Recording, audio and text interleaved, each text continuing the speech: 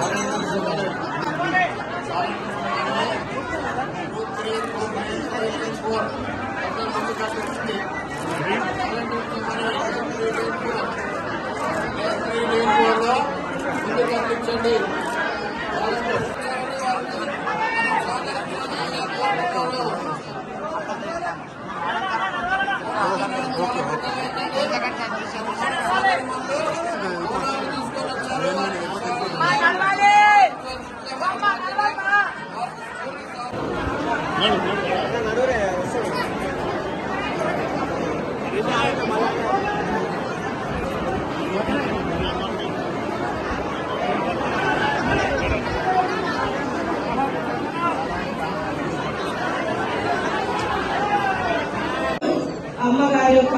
దివ్యాలు మీ అందరి మీద ఉంటాయని తెలియజేస్తూ ఇక్కడ ఈ కార్యక్రమంలో పాల్గొంటున్నటువంటి భక్తుల సౌకర్యార్థం వివిధ రకాలుగా ఇక్కడ పాల్గొన్నటువంటి సేవకులకు అందరికీ పోలీసు కావచ్చు, ఎండోమెంట్ కావచ్చు, అదేవిధంగా పత్రికా మీడియా కావచ్చు, రక్షణ సేవ మానవ సమితి కావచ్చు,